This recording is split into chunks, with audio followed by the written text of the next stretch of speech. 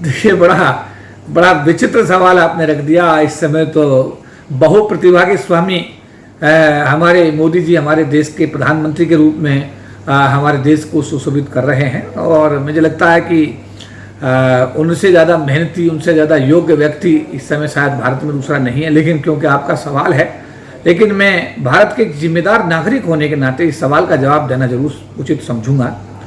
नमस्कार, हमारे साथ हैं आज केपी चौधरी, जो किसी नाम और तारीफ के मोहताज नहीं है। हम उनसे जानना चाहेंगे, सर, आज जो 80 दिन के बाद लॉकडाउन की स्थिति को हल्का किया गया है, जिसके अंदर ट्रेन, प्लेन, बसों को चलाने का निर्णय है, और उसके बावजूद भी लोगों में आज अफरा तफरी मची हुई है, तो ये कहाँ तक सही है या गलत, वो बताएं। देखिए, इसका तो निर्णय सुरेंद्र जी, भारत की सरकार ही इसका जवाब प्रॉपर दे सकती है।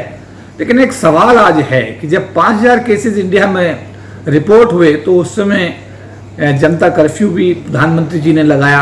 उसके बाद में फिर लॉकडाउन भी हुआ, लोग अपने घरों में बंद रहे। प्रधानमंत्री जी ने कहा कि कोई भी आदमी अपनी घर की दहलीज पार नहीं करेगा, घर के अंदर रहना है, जो जहाँ है वहीं रहे।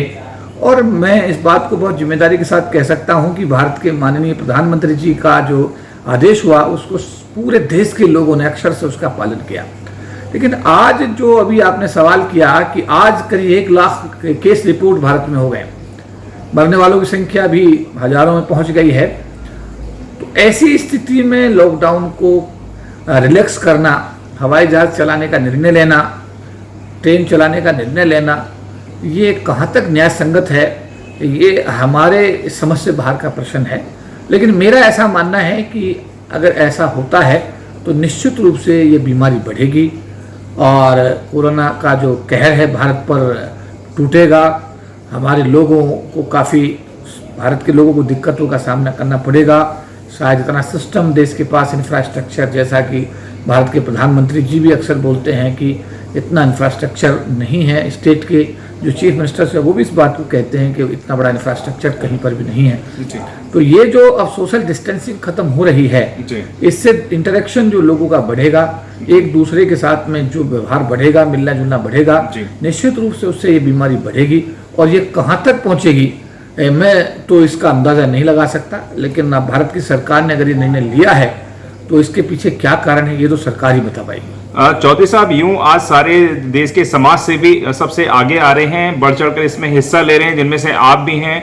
आपने भी अभी लोगों को हजारों की तादाद में चप्पलें बांटी थी, उनको पानी की बोतलें बांटी थी, उनको सैनिटाइजर बांटा था, आपने बिस्लरी की बोतल बांटी, आपने मास्क भी उम्दा क्वालिटी का आपने इस्तेमाल किया। तो इसका क्या कारण था? आप चाहते तो उसमें भी सेविंग कर सकते थे। बांटना तो मास्क के नाम पे बहुत सारे कपड़े बंटते, लोग फोटो खिंचवाते हैं। कई बार कोई एक केला देता है, उस पर 4 लोग फोटो खिंचवाते हैं। 2 पार्ले जी के बिस्किट देते हैं तो उसमें 5 लोग फोटो खिंचवाते हैं, जबकि आपने अपना नाम, अपना पता, चीजें कोई भी बहुत ज्यादा नहीं मुहैया कराई। इसके पीछे क्या कारण, क्यों ऐसा?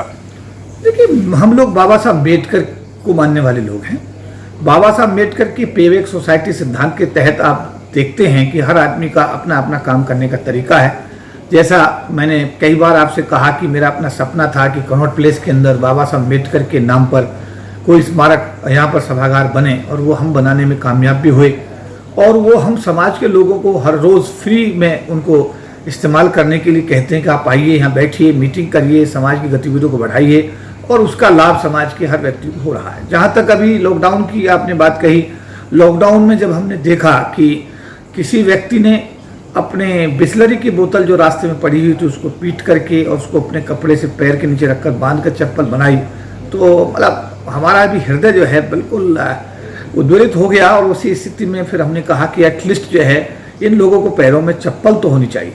तो इसलिए फिर बड़ी मुशक्कत के बाद, क्योंकि इस समय फैक्ट्री बंद हैं, सभी दुकानें बंद हैं, हम लोगों को हजारों लोगों के लिए चप्पल मुहैया कराना बड़ा मुश्किल। मैं धन्यवाद करूंगा सोना हवाई चप्पल के मालिक का, मिस्टर अरोड़ा, उनको हमने कहा, उन्होंने हमारे लिए ऐसे दुर्गम समय के अंदर जो चप्पलें उपलब्ध कराई, अच्छी क्वालिटी की चप्पलें उन्होंने हमको दी। और उसके साथ साथ फिर हमने अपोलो फार्मेसी से मास्क मंगवाए।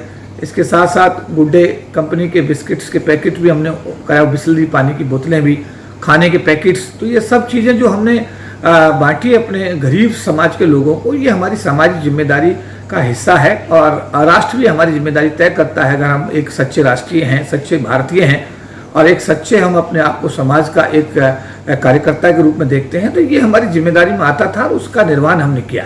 चौधरी साहब, मैं एक आखिरी सवाल आपसे जानना चाहूंगा। इस देश के अंदर सबको अपनी बात रखने का पूर्ण रूप से अधिकार है, और एक देश में जो हमारे माननीय प्रधानमंत्री हैं मोदी जी, वो बोलते हैं मैं एक चाय वाला हूं। तो आप एक वेल सेटेड व्यक्ति हैं, और मैं अगर आपसे कहता हूं कि अगर आप देश के प्रधानमंत्री होते तो जो लॉकडाउन 21 जनवरी से होना था, पहले जो केसेस बताया जा रहा था या इन्फॉर्मेशन जो आई थी वो 21 जनवरी पे आनी थी, उसके बाद ये मार्च में जाके लॉकडाउन लगाया, तो किस तरीके से इसकी पूर्ण रूप से आप कल्पना करते, किस तरीके से इसको डिजाइन करते ताकि इस देश के अंदर जो अफरा तफरी मची हुई है, जो बेरोजगारिता आई हुई है, जो लोगों के घरों के ऊपर इतना बड़ा संकट छाया हुआ है रोटी तक का, तो किस तरीके से आप डिजाइन करते अगर आप देश के प्रधानमंत्री होते तो?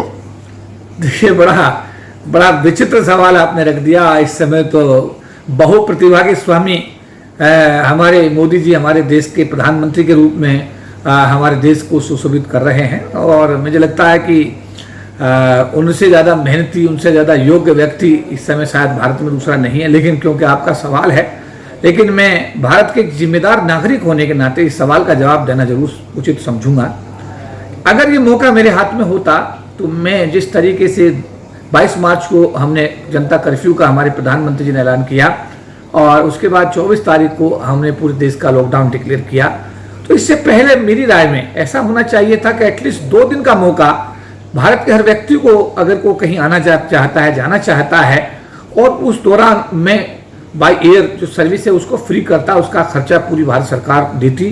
साथ साथ ये है कि जो ट्रेन से उनका खर्चा भारत की सरकार देती। इसके साथ साथ जो हमारी बसेज हैं, स्टेट ट्रांसपोर्ट की बसेज हैं, उनका खर्चा स्टेट गवर्नमेंट देती, और 2 दिन का समय निश्चित रूप से हर नागरिक को मिलना चाहिए था। 2 दिन में भी मैं जानता हूं कि कई लोग ऐसे हैं कि जो नहीं अपने डेस्टिनेशन पहुंच पाते, तो 2 दिन के बाद में एक मौका, 1 दिन का उनको और दिया जाता कि भाई 1 दिन कल का आप हम मौका दे रहे हैं, जो लोग रह गए वो भी अपने अपने घर चले जाएं, और तीसरे दिन की शाम को एक लास्ट मौका दिया जाता है कि कल लास्ट डे है, अगर कोई नहीं गया तो जो जहां रहेगा वहीं रहेगा। इस तरीके से 4 दिन का, मेरे मतलब समझ के हिसाब से शुरू में ही 4 दिन का लॉकडाउन करने से पहले 4 दिन का अगर समय देश के नागरिकों को दिया जाता, उनको संसाधन दिए जाते, ट्रेन उनके लिए फ्री की जाती, बाय एयर फ्री किया जाता, जो लोग मतलब जहाँ जिस मोड ऑफ ट्रेवल से जाना चाहते थे बसेस फ्री की जाती, चाहे इसमें राष्ट्र पे कितना ही खर्चा क्यों ना आता, बट एटलीस्ट ऐसे महामारी के समय में मैं समझता हूँ कि भारत सरकार के मुखिया होने के नाते ये चीज़ें भी अगर कंसिडर होती तो ये जो आज महामारी फैल रही है, जो आज देखिए बड़ा दर्द होता है। और मैं ये कहना चाहता हूँ सरकार से कि देखिए अब वो जमाने नहीं रहे कि जो सैटेलाइट मीडिया, जो बात आप सरकार की बात कहते कहते थकता नहीं है, वो एक मीडिया है, लेकिन साथ साथ ये भी है कि एक सोशल मीडिया भी तो है जनाब। सर, आपने दर्द की बात करी, कौन से दर्द की बात कर रहे हैं आप वो बताएं। देखिए, दर्द तो मेरा ये है कि पैरों में चप्पल नहीं है, पैरों में छाले पड़ गए हैं, औरतें सड़क पर प्रसव कर रही हैं, बच्चों को जन्म दे रही हैं, 1100 किलोमीटर लोग जो है पैदल चल रहे हैं, महिलाएं अपने बच्चों को गोदी में लगाए हुए ब्रीफकेस खींच के लेके जा रही हैं, सिर पर उनके वजन रखा हुआ है। कोई मतलब कहने का यह है कि देखिए वो जो चीज है वो सोशल मीडिया। लेकिन आपने जैसे बताया कि इतनी सारी परेशानियों को सामना हो रहा है, लेकिन ये कहीं भी चीज देखने को मीडिया में नहीं आ रही, अखबार में नहीं आ रही, तो आप किस आधार पे बोल रहे हैं ये बात? सोशल मीडिया आज का एक बड़ा महत्वपूर्ण पिलर बन गया है, और सुरेंद्र जी, जिस मीडिया से मैं मुखातिब हो रहा हूं ये भी सोशल मीडिया ही है। सोशल मीडिया ने अपनी जिम्मेदारी को बहुत जिम्मेदारी के साथ में निभाया, सोशल मीडिया ने अपनी जिम्मेदारी को बहुत जिम्मेदारी के साथ निभाया। और मैं कहना चाहूंगा कि ये बात इंडिया तक सीमित, पूरे वर्ल्ड में वो पिक्चर लोग देखते हैं साहब, पूरा वर्ल्ड, पूरी दुनिया उसको देखती है। तो मैं कहता हूं अंतर्राष्ट्रीय स्तर पर भी ये जो पिछले दिनों हुआ है, निश्चित रूप से अगर हम अंतर्राष्ट्रीय पटल की बात करें तो उसमें भी भारत की जो छवि है उसको कहीं ना कहीं डेंट तो लगा है। और जिन लोगों की जिम्मेदारी में आता था, अगर वो इस बात को समझें तो बहुत अच्छी बात है, लेकिन नहीं समझते हैं तो और अच्छी बात है, क्योंकि ऐसा है कि जो आदमी पावर में होता है वो पावर का इस्तेमाल अपने हिसाब से करता है। लेकिन निश्चित रूप से गरीब की पीड़ा, एक बेसहारा की पीड़ा, और ये भी जो लोग हैं, मैं कहना चाहता हूँ ये मैक्सिमम लोग शेड्यूल कास्ट के लोग हैं, शेड्यूल ट्राइब्स के लोग हैं, ओबीसी के लोग हैं, माइनॉरिटीज के लोग, गरीब लोग हैं, ये लोग जनरल कैटेगरी के में इसमें गरीब लोग शामिल हैं, समझ बात आ। तो ये गरीब समाज के लोगों को जो दिक्कत पिछले दिनों में देखने को मिली और आज भी मिल रही है, आज भी लोग सड़कों पर, अभी उनका परसों भी हमने एक देखा सोशल मीडिया के माध्यम से, आनंद विहार पे एक बड़ा मतलब एक ऐसा सीन था कि जिसको देख करके लोगों की लाइन नहीं हट रही थी, एक के पीछे हजारों लाखों लोग वहां पर लाइन में थे। तो मेरा कहने का मतलब ये सब अवस्थाएं कहीं ना कहीं सिस्टम को के सवाल सामने सवाल तो ही खड़ा करती है। और अगर ये सवाल खड़ा करती है तो सिस्टम को भी इसमें विचार करने की बहुत बड़ी आवश्यकता है। और देखिए, भारत का वो गरीब जो आज शहरों को छोड़कर गांव में चला गया है, गांव से वापस आएगा, ये भी एक सवाल खड़ा हो गया है। क्या फैक्ट्री दोबारा कर से चलेंगी, ये भी एक सवाल है। कहां से मजदूर आएंगे, कहां से घरों में आप बर्तन मांजने के लिए औरतें आएंगी, कहां से आपकी गाड़ी चलाने के ड्राइवर्स आएंगे, कहां आपकी फैक्ट्री को चलाने के लिए मजदूर आएंगे। ये वही लोग थे जो अपने घर को, गांव को छोड़ करके रोटी की आस में शहरों में आए थे, और आज वो मजबूर होकर के वापस वहीं अपने गांव की तरफ लौटे हैं। अब वो कब वापस लौटेंगे, नहीं लौटेंगे तो कैसे मल्टी स्टोरी बिल्डिंग बनेंगी, कैसे सड़कें बनेंगी, कैसे फैक्ट्री चलेंगी, कैसे लोगों के घरों में काम करने वाले लोग काम करने के लिए आएंगे। ये सारा सवाल कहीं ना कहीं राष्ट्र को प्रभावित करेगा। तो मेरा यही कहना था कि इसमें अगर सरकार इन मामलों को लेकर के गंभीरता से कहीं ना कहीं इसमें ठोस निर्णय लेती, तो जो अभी दुर्दशा अभी देखी जा रही है, बड़ा उसको हम बचा सकते थे, उससे बचा जा सकता था। और समय रहते हुए अगर इसमें फैसले किए गए होते तो ये स्थिति से हमारा राष्ट्र बच सकता था। अगर आपने अभी तक हमारा चैनल सब्सक्राइब नहीं किया है तो सब्सक्राइब करें और घंटी का बटन बिल्कुल भी दबाना ना भूलें, ताकि सभी लेटेस्ट खबरें पहुंच सकें आप पे सबसे पहले।